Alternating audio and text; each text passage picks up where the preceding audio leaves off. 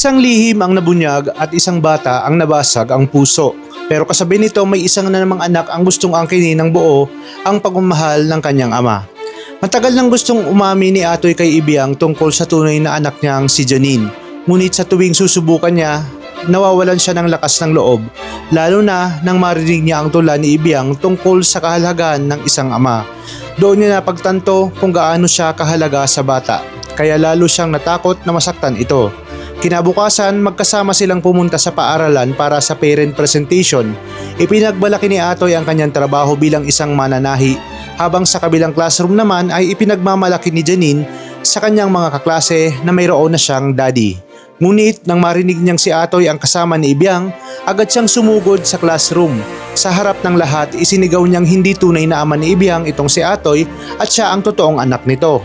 Nagulat ang buong klase. Wala namang nagawa si Atoy kundi sabihin ang buong katotohanan. Inamin niyang anak niya si Jasmine at hindi niya agad sinabi ang lahat dahil ayaw niyang masaktan si Ibiang. Ngunit sa halip na gumaan ang sitwasyon, tuluyang pang napaluha itong si Ibiang. Sinabi nitong mas nasaktan siya dahil itinago sa kanya ang katotohanan. Agad siyang lumabas ng classroom habang umiiyak, kaya sinundan siya ni Atoy at mahigpit na niyakap. Inaalala niyang kahit ano pa ang mangyari, hindi magbabago ang pagmamahal niya rito. Ngunit mula sa malayo, tahimik silang pinagmamasdan ni Janine. Doon pa lamang ay nagpasa na siyang hindi niya nahahayaang maagaw ni Ibiang ang kanyang daddy. Makalipas ang ilang sandali, pinigilan pa niya si Ibiang sa pagyakap kay Atoy. Sinabi niyang siya ang tunay na anak, kaya siya lang ang dapat na yakapin ng kanyang daddy. Ngunit malinaw ang sagot ni Atoy, hindi niya man kadugo si Ibiang, itinuring niya itong tunay na anak. At pareho niyang mahal sina Ibiang at Janine.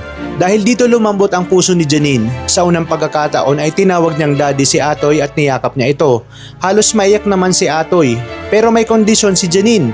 Gusto niyang siya ang mas mahal ni Atoy kaysa kay Ibiang. Tahimik si Atoy dahil alam niyang hindi niya kailanman kayang mamili sa dalawa. Pagkatapos ng klase, gusto pa sana ni Janine na sumama agad sa bahay si Atoy, ngunit tumanggi muna ito dahil kailangan muna niyang magpaalam kina Audrey at sa lolo nitong si Dimitri.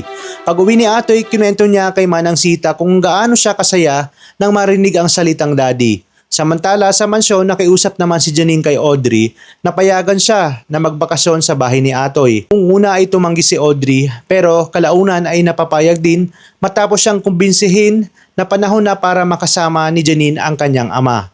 Ngayon na alam na ni Ibiang ang buong katotohanan, unti-unting pumapasok si Janine sa buhay ni Atoy. Sino kaya ang pipiliin ng kanyang puso?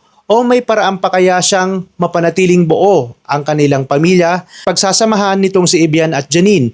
Ngunit paano kaya pag nalaman niya ang buong katotohanan na ang tunay niya palang anak ay si Ibiang? Yan ang pakakaabangan natin sa The Master Cutter.